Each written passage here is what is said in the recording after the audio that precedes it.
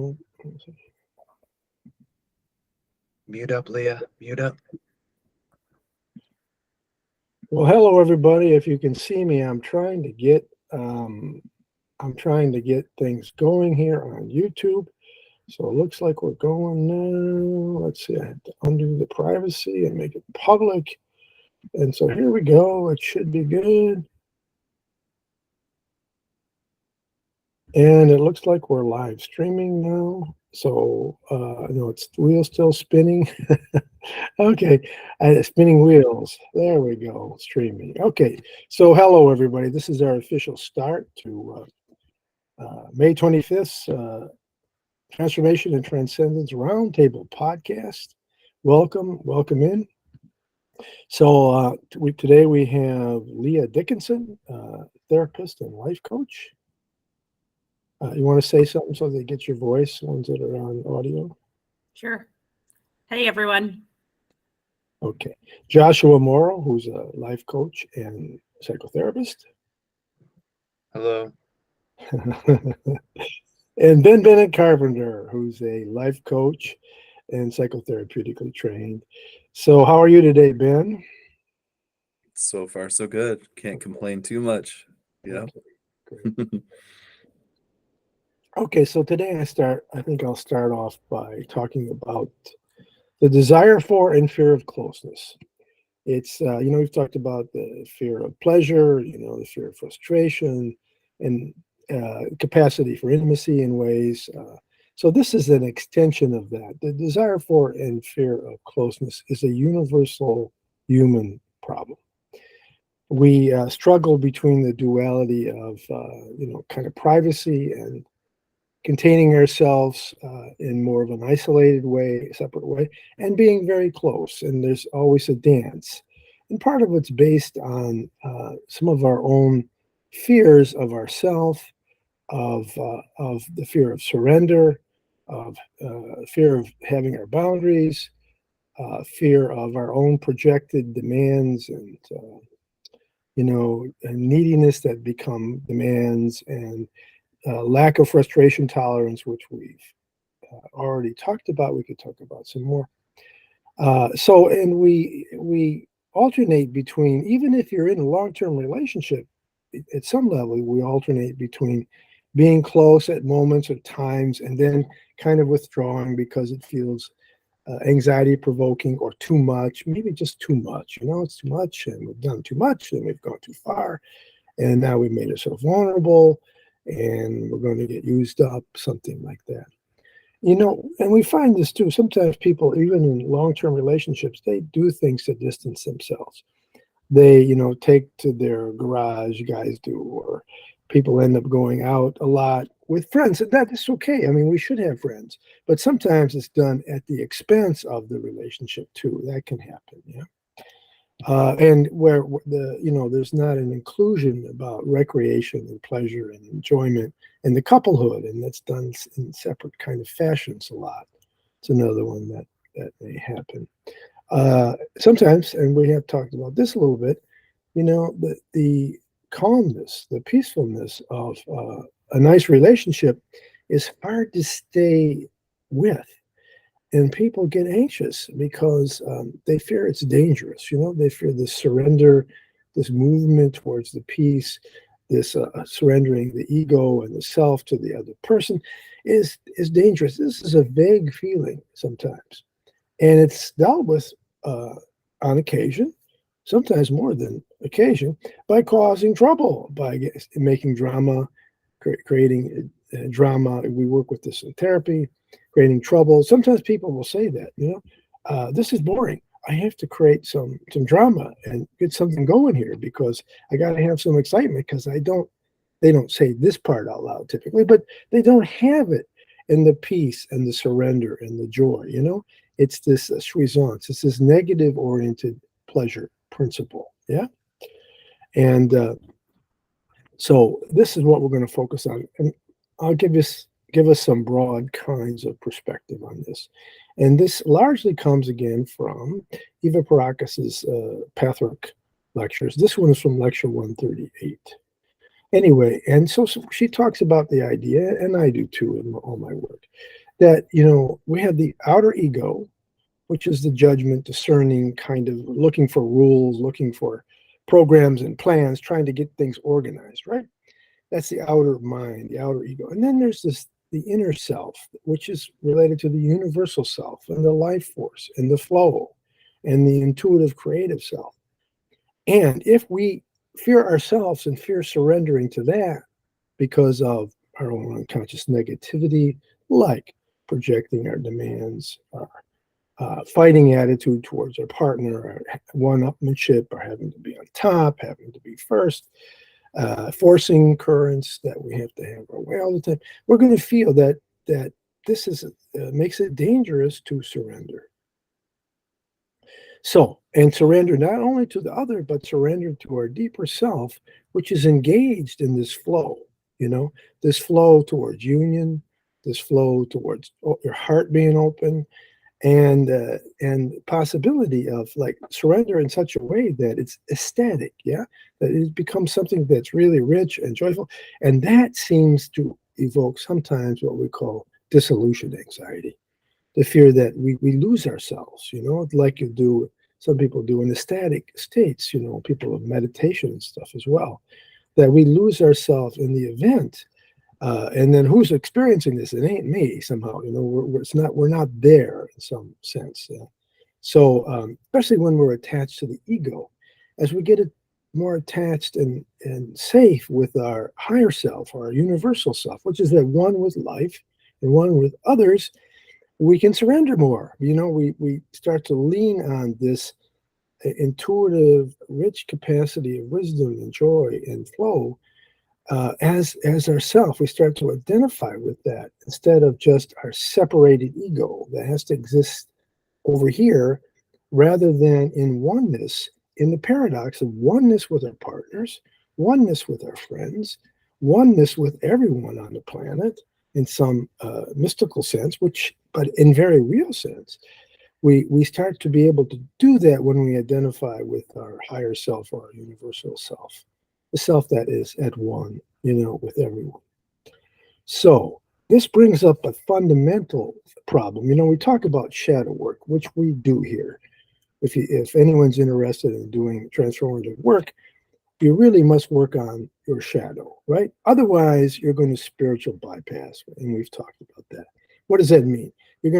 Part of you may get to a mystical state for a minute. You may have an expanded state. You may have moments of great meditation where you feel really good, but your personality gets left behind and it collapses, and you go back to your everyday life. And then sometimes it's a mess, even though you can meditate really good, really well, and you're going to achieve some mystical states, but it's not solid. You're leaving behind your personality, and it becomes kind of a truncated event, these meditative states or particular peak experiences. But again, it's not lifting like a tide lifts all ships. It's not lifting the entire personality. So, when we work on the shadow, like letting go of our separateness, letting go of our egotism, believing that, being kind and being open and sharing and loving is better than being separate and distant and competitive and envious and spiteful and that kind of thing, which most people will say, well, I don't do that. But if you look at yourself and you self-examine, you might say, well, I don't do that 90% of the time, but 10% of the time, maybe I do, you see, or 5, right? And that's enough. That's enough to spoil things. So one of the main elements that keeps us from surrendering to closeness is a fundamental attitude, which I think we need to address, which is the me versus you attitude. A fundamental attitude that I have to be against life, against other people, to feel safe. I have to compete. I have to be at war or in battle in some way. Competition always. If it's in ego debates, if it's in, trying to be right. Excuse me, I got a cough. If it's in having to be first, if it's really demanding somebody else admire you, and you're trying to force that rather than just be loving of yourself and kind to yourself. All these negative kind of things are part of, being against others rather than being for others. So we want to learn how to gain a capacity for intimacy and joy. We have to change that from being against others to being with others and leaving behind the idea it's us versus them. It's us and them. That everything we do, if we intend for it to be constructive, if we see that, when we care for other people, when we love other people, when we're kind to other people, when we're generous with our feelings, not necessarily always our money, but sometimes it may be part of it, or our resources. But we're kind, we're joyful, we're complimentary, not just from a masky place, but we try to get to that place where we can be that with them. We give the best of ourselves to life and other people. That starts to create benevolent, benign circles where we start to feel constructive on the inside, and we stop projecting the negativity so much, and we start to feel life is safer, right? Because actually, we and life are one and the same, yeah? In our deepest self, right? And in our deepest self, we may at some point, if we understand this with our intuitive wisdom, at some point we may say, no, we have to set a boundary. We don't want to do something with somebody, or we don't want to extend ourselves emotionally in certain ways, maybe just in kindness, but we can't sort of do things that we don't want to do. That may be in help of the other person, of them recognizing that we have limits that are benign, right? That are caring for ourselves, and maybe they can have them for themselves. But that's different than having a punishing attitude, a battling attitude, a sense that it's always a war. And you can see this now.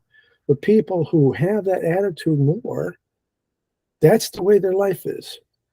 There's this old saying, he who lives by the sword dies by the sword, right? It isn't just the material sword that you hold in your hand. If you have a sword in your mind that's always warring all the time, and you're judging, and you're fighting, and you're contemptuous, or you're punishing in your attitudes, or you have to be on top and dominate, knock the other out, you might say. This is the world you begin to create, or you have created, right? And as you use the attitude and meditate to use the attitude of it's me and them, and all I give to life, when I give positive and constructively as best I can of all my resources every day, in every moment that I can be aware, that you create life in that fashion, right? And if it starts to come back to you differently, you may look and see, where am I not doing that? Where is that little 1% or 2% where I'm being judgmental, or I have to be first, or I'm pushing, or my ego takes precedence over everybody else, I'm first, you're last, fuck you, that kind of stuff. And I even knew of a therapist that he tried to teach that. He thought this was exemplary, It's not. It's exemplary on the dualistic level. If life is going to be a war and that's where you live, that's the way he lived his life too. He wasn't a very good therapist, I don't think. But he had a lot of admirers because he had this kind of charisma with that battling kind of persona, many years ago. Anyway, so this is what I suggest, that if you want to gain the capacity for closeness, you want to enrich it, you want to move in that direction, that life is peaceful, you're not afraid to surrender, you're not afraid of yourself so much, yeah? Then commit yourself to giving up me versus them to me and them, and that at the deepest level, when I give to others, I give to myself, and when I give to myself, I give to others. This also helps you receive, because you don't feel guilty about receiving. You don't feel, you're using it. It's all in a chain of life. You're not using your whatever emotionally, your resources to beat other people out or put them down or triumph over them. You're using it to add to life and them. And so you feel quite fine when you're in this space about what you get. You don't feel guilty about it. You don't feel you have to ward it off. I don't deserve it. I'm an imposter. It doesn't work for me. That goes away, right? And your intuition works and operates, and it's rich. And the constructivism, that's I don't mean it philosophically, but the constructive kind of elements and wishes in the personality begin to dominate and begin to create life again more and more this way. Surrender, joy, receiving and giving become one, and your capacity for closeness increases inexorably over time as you practice that. So I suggest people bring it to their meditation, commit themselves every day to this idea. The other, you and me are one. I don't have to be against that person. I don't have to be against that person. Even if they're doing something and battling with me, I can say, God, I wish that they were, or my life, I wish that, they would learn to love, that they would learn to be kind, that they would learn to understand the error of their ways, and I wish them all the best, that kind of thing. And not that they have to triumph over it, but you wish them for their heart's sake, right, and for their growth, that they find their way through these problems that they're dealing with, even if they're perpetrating problems, that they understand they're perpetrating problems, and that they need to look at themselves as well. So there's another example. That's why there's this old adage about, Jesus said this, probably others did too, pray for your enemies. Pray for your enemies. You don't pray for them to triumph over you, but you pray for them that they're liberated from their own defenses and their own hostilities and their own contempt and their own warring attitude. Yeah, that's right. Okay, that's a lot. That's a lot. I mean, I could say more, but I'm going to stop because that's a lot. So I got this cough thing today. Well, I can jump in there. Yeah. There's a lot of rich things to soak in there, Dr. Salers. And I mean, one of the places I guess I start with what you've said is with the fear of closeness. One place I go right away is that the experience of in close relationships in the past being hurt, yeah. and maybe I join everybody else on the planet on that, or at least 7 billion out of 8 billion of being being hurt in close relationships and being hurt very, very badly, and so then of course, if that's the case, then it's like, anytime there's closeness starts to arise again, then of course it's, wait a minute, I've been here before, so run away or put up the defenses, or like you said earlier, sort of create a problem. Like I was thinking another thing with when you're talking about closeness is, it seems like when we get really, when we're farther away from people, we kind of are just in our own space. It's almost like we can control more. And so if, as we get closer to people, there's an element of giving up some control, giving up some certainty. So when you combine that with, I've been hurt really, really badly before, I'm giving up some certainty, I'm giving up some control. So then that ends up, I think that could be at least one of the main paths for why people are like, fear closeness. Yes, I think part of it is that, if you look at it wrong, if you look at it like hurt is going to kill me, and you hold on to your hurt, or you kind of even amplify it a little bit, you see, rather than just feeling the sadness or the pain and moving with the pain and understanding that sometimes life does cause some hurt and it's not going to kill us. You develop a resilience, and we don't run from the fear. You see, if you run from the fear of the pain or the hurt, you're in duality. The fear it causes you to fight, erect defenses, create defensive attitudes, which may cause further kinds of negative cycles, which begins to create what you're afraid of, right? it begins to create, you're distancing, you're not giving, not wanting to be vulnerable, you're not wanting to open your heart. Person says, I don't want to be close to that. And they may think they do because, we're nice guys, but but they don't really, because when they get close to us, they go, I don't think so. Not so much. This ain't working. I'm missing something. I think I'm going to go somewhere else. And then we get hurt again, you see? So we've created our own negative cycle by not accepting it, not keeping ourselves open, not understanding that hurt doesn't have to kill us. Yeah? Hurt doesn't have to kill us. And we can live through it. We can be okay, and we can keep ourselves open. As long as we don't use it to punish life and, and stonewall so that it creates these negative cycles, we'll be okay. But if we fight it like that, we're going to continue in this negative cycle.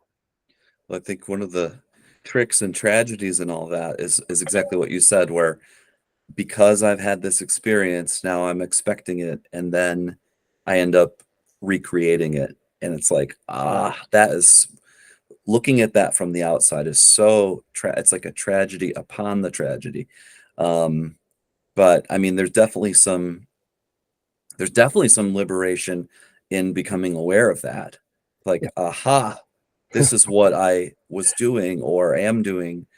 Because right at that moment, there's definitely the hope of that cycle could be broken. Though, one other thing I wanted to mention before I pass the baton is I was thinking of situations where, in terms of conflict, where I was sort of thinking about it generically of, say I go into a situation, I'm not thinking in terms of conflict. I'm not thinking in terms of a fight. I'm not thinking in terms of a competition.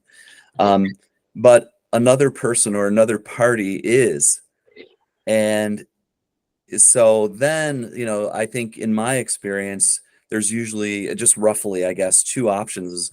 One is I opt out, where I'm not going to engage that. And other times it's like, I don't want the competition. I don't want the conflict, but now it's being put in my face. I might even be threatened or what have you. And so then it's like willy-nilly, if you will. I'm in a situation where it's like, no, I think sometimes we are in situations where we do have to defend ourselves. We do have to engage the conflict. And I guess the last thing I'll just mention on this is, just roughly speaking, if I speak for myself over my life, I think there was a lot of hurt and conflict that I kind of had to engage the me versus you, me versus them. I had to, because if I didn't, like, I was lost. Like, I had to kind of step up for myself, at least to a certain point. And then I kind of had to make a decision of like, am I going to do this forever, for the rest of my life, just always be in that conflictual mode? Which, I decided, no, I'm not going to be in that conflictual mode forever. But for me, I think from where my personality and my path and history, it was somewhat of a developmental thing. It's like I had to go out there, and am I still there? I sort of look frozen here. Okay. No, you're yeah, fine. I had to kind of do the archetypal, go out and fight my dragons and, quote unquote, slay them before I could kind of be at peace and say, okay, I don't need to turn everything into a battle anymore, because I've fought my battles, and I can kind of realize that not everything's a battle anymore and let that go. But that probably took me into, I was probably in my late 30s and on into my 40s. I'm 51 now, but it took me a long time. I was probably like a good 20 years or so of battling, which I don't recommend to everybody. But anyway, I just throw that out there. Yeah, well, I battled too. I mean, I still battle some, but I think I battled a lot in my younger years. But I do find that, look retrospectively, I was lost in my illusion. I had to do that. I mean, I could have had my boundaries without having to attack or punish or diminish, or I could have defended myself proactively and even left the field in a way that would have been more effective. But I do think we have to come to that, and with age comes maturity. Mostly, unless you don't learn from life's lessons, right? And so we learn different ways, and that we can resist the punishing, the stonewalling, the having to attack, but take care of ourselves. Be assertive in a positive way, have positive aggression, positive self-care, set boundaries, things like that. It's different than punishing, attacking, diminishing the other person, that kind of stuff, which really sets things out. Or to be defended, like we were talking about, guarded, where you don't let your heart out. You don't give your best to life. Not that you want to give it to everybody that comes along. You do in a certain way, but I mean, not in an intimate way. You don't want to give your heart away in terms of intimacy and long relationship all the time, but you want to give the best you can at the moment that's right for the moment, right? Be kind to strangers. Be kind, that's a basic Buddhist tenet. Be kind always if you can, right? Even if you have to fight somebody. I don't know. That may sound paradoxical, but I think you can, right? Yeah, I hear in that. One of my old mentors used to talk about, his mother used to say, be kind and be strong. Be strong and be kind. So, yeah. And one doesn't wash out the other. Doesn't have to anyway, unless you have a confusion about that with passivity and activity and stuff like that. Okay, but let's let Leah come in. Yeah, go on. Come on, Leah. Okay, so a lot of different thoughts were kind of swirling around in my head here. I recently did an EMDR training and the past 3 weeks. So for anyone that doesn't know what that is, it's eye movement desensitization reprocessing type of therapy. But some of the things that I was, thinking about as we were talking about, this fear or this desire of closeness is that so much of the beliefs that we, start to form in our early development really play a huge, they take a huge toll on our psyche. And if you're not aware of the beliefs or the emotions that you experience when you get triggered as an adult, or even the physical sensations that you experience from said triggers, it's going to be really hard to really have a good connection of understanding with yourself. And when you can begin to start going on almost a journey, into the forest or into the woods and start observing things, with another person that has those skills, whether it's a coach or a therapist, to really direct and guide, they're able to point out things that you're probably weren't even aware of. Like, oh, do you notice that when we talk about, this subject, you kind of cave in like you're trying to hide? Or, oh, did you recognize that when we started talking about relationships, you got really defensive? These things are not necessarily going to be super obvious if you're in just the beginning stages of starting to work through your process. But if you've been in therapy or you've gotten any guidance for a long period of time, it's one of those things that you'll start to connect the dots or the puzzle pieces in your life, recognizing, oh, I tend to avoid relationships because the first relationship or attachment that I ever had, my parent was distant with me, or I continuously heard over and over again that my emotions weren't important, that their emotions were more important, and that I had to take care of those emotions. So things like that can really drastically play a huge role in our desire to want to be around other people, and even our fear of connecting with people, for either fear that if we do try, that we're going to be rejected once again, just like we were in the beginning, even if we don't recognize that that's what's happening. Or we're going to be afraid to connect with people even into the future, because again, there's that belief that's so deep in the psyche, even into our nervous system, that tells us and warns us, danger, danger. This is not a good idea. You should avoid. Like flee the scene. Danger, Will Robinson. Yeah, exactly. Your amygdala's on fire. Sorry, I couldn't help myself. No, that's okay.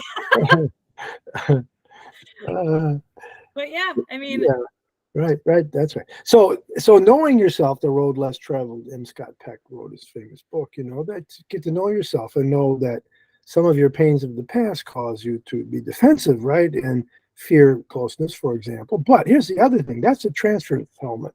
My mother was depressed. She didn't like my feelings. I had to take care of her. So this is what all women are going to be. All women are going to be like this.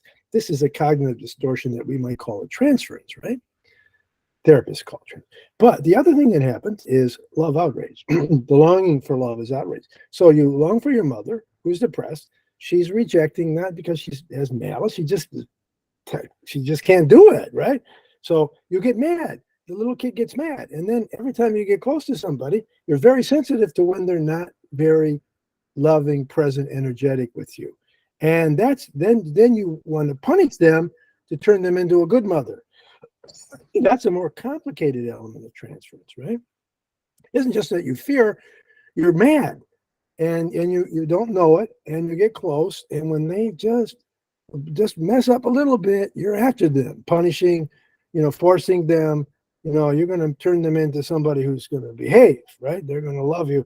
Damn it, if they don't, you're going to punish the hell out of them. I just think that's really going to make them love you. It may make them be polite, right? But it isn't going to make them love you. So this is the kind of thing that can happen. Or if you stuff all that down and you project your demanding and your forcing qualities, you're going to assume that woman, if you're, say, for me, that woman is going to be just like I am, deep down, that I don't even know about. They're going to try to control me and make me all the time be subservient and attend to them. And if I don't, I'm going to get punished for it. Why? Because that's what I do. So you have three levels of reactivity that are problematic, right? Simple transference, complicated transference, and projection, right? And so this is how complicated it can get, and why coaching or therapy, if you're so inclined, if therapist works this way, because a lot of therapists don't. They just do, we're going to do a little CBT, or we're going to help you with your exposure response prevention. So if you're phobic or something, you get used to it.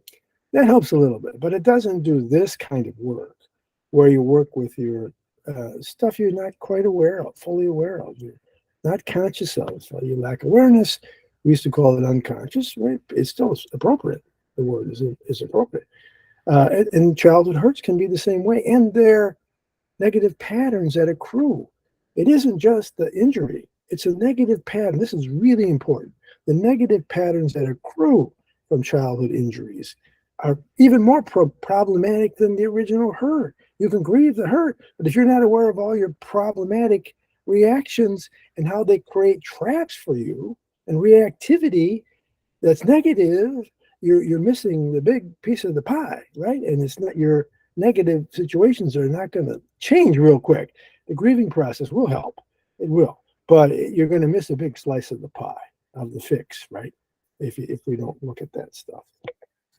Yeah, I 100% agree with like both of these. Like I feel like when we're looking at this, it's almost like the bottom up approach, right? It's like a root, like a tree. So we start with like the level of, okay, let's look at the cognitions and some of the stuff that's going on. But then we're going to start looking at how you've played this out throughout your life, how this has impacted relationships, how this has impacted like how you sabotage or punish. I mean, I can definitely say from personal points, oh man, I used to punish people because I felt so rejected and I wanted them to suffer.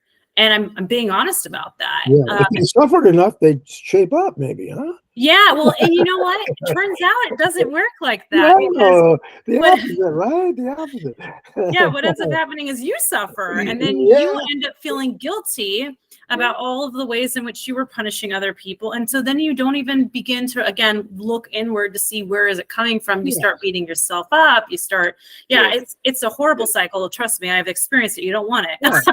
Don't want it. And then you don't like yourself. And then when the good stuff comes, you don't feel you deserve it anyway, because you're such a schmuck. You're doing this all the time, right? Right? Oh, yeah. Yeah, we got it. We get each other, right? Yeah, that's the story of some of my life. And I was recently like, it came to a realization that I was doing some more punishing not too long ago. And the awareness of that was, I'm so sorry, person. You know, I recognize why you don't deserve this. And I'm angry. And I just thought that punishing, you would understand what I had been feeling.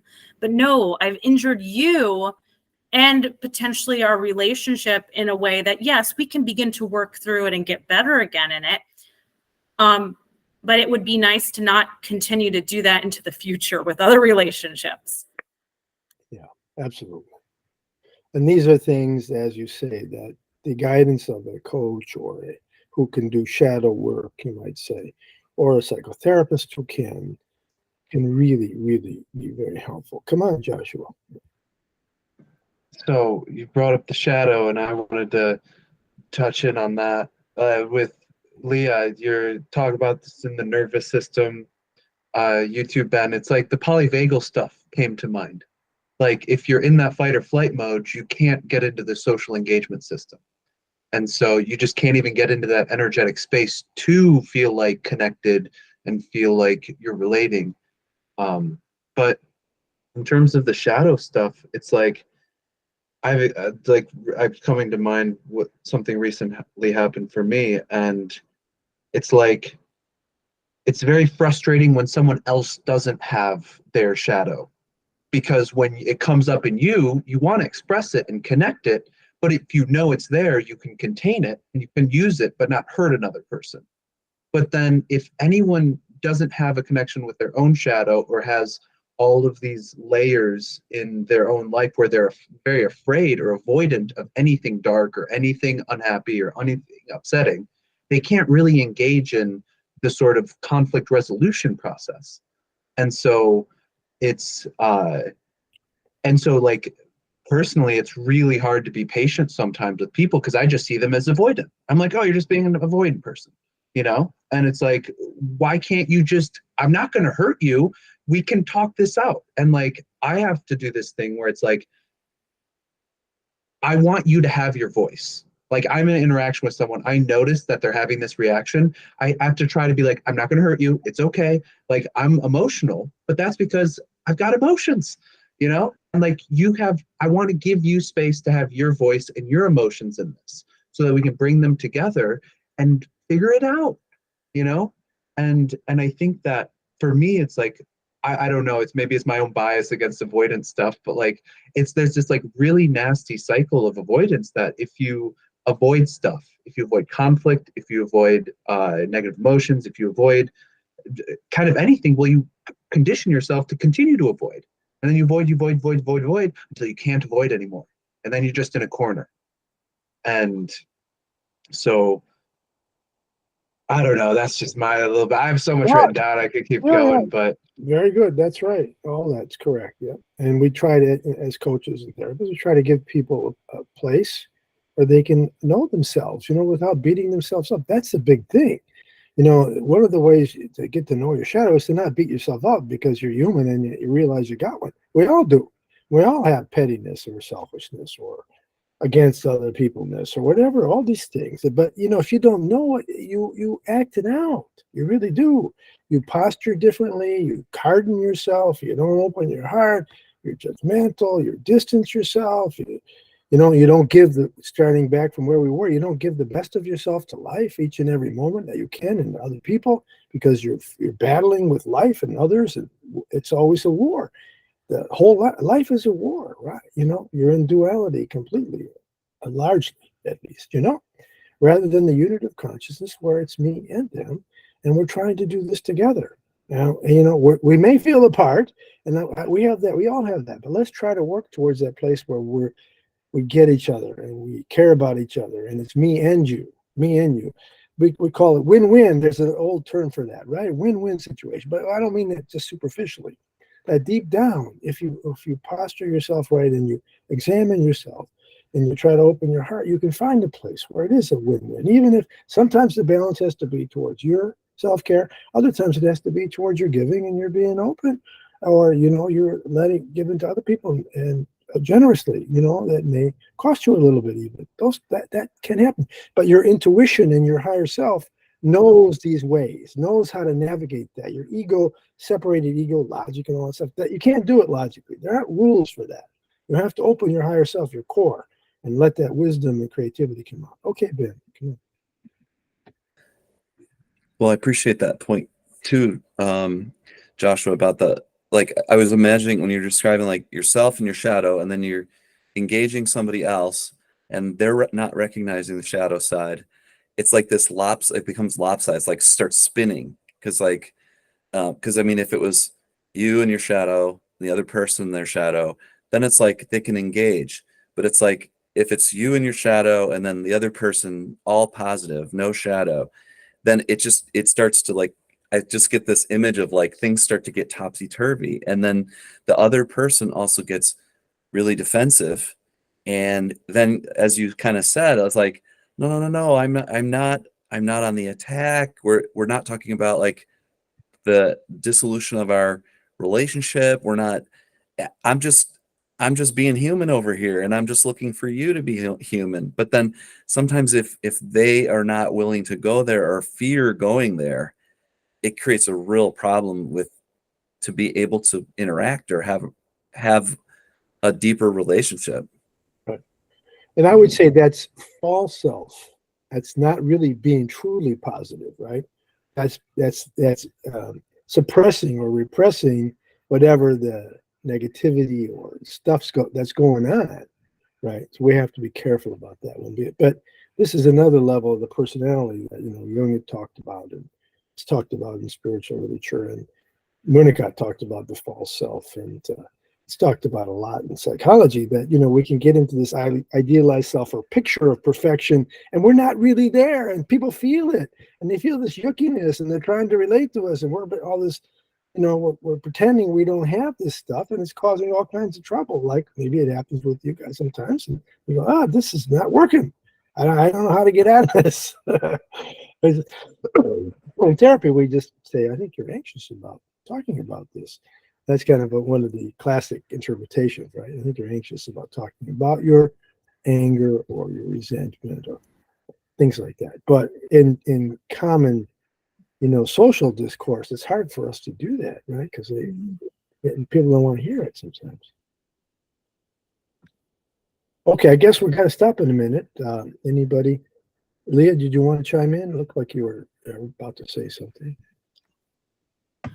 I was thinking it. Apparently, I pressed the button and I didn't even realize that it was on. Okay, cool. Love it. It's kind of like that Freudian unconsciously. slip, but not. Button slip. Yeah. I don't know. Oh my gosh. I was just gonna say, I sometimes feel like I could smell avoidance a mile away, but then as soon as I was thinking it, I go, yeah, because you avoid. So that was great. Yeah, no, like love my psyche there. Because I don't trust everybody. I don't think we should trust everybody. I think there is a piece of, understanding yourself, being able to set up boundaries, being able to recognize who's safe and not safe. And that takes time depending on your attachment growing up. And there's time to allow the frustration that somebody can't go there. Yeah. And we have to try to be in our benevolence and give the best we can and give them a little tolerance for their defendedness. I mean, sometimes, not too much. Sometimes we don't want to suffer it forever. We want to move on, but maybe that just has to be. We just let it be. Yeah, let it be. At times. So. Well, okay, everybody. Thanks so much. This was fun. We covered some good stuff, and hopefully people will find this enriching. I think they will, and might want to even review this one a few times. So if you want life coaching, especially that emphasizes transforming the shadow and liberating the higher self, these people, Joshua, Ben, Leah, and for me, they're willing to help you. You can look at Transformation and Transcendence Life Coaching Michigan, or connect at franklinsolers.com, or call 248-705-3798. We also have a book out now too called Food for Thought, Psyche, Spirit, and Soul. Okay, so those are options for you. Good luck. Have a great week, everybody. And thanks all you guys. Thank you. You too. Okay.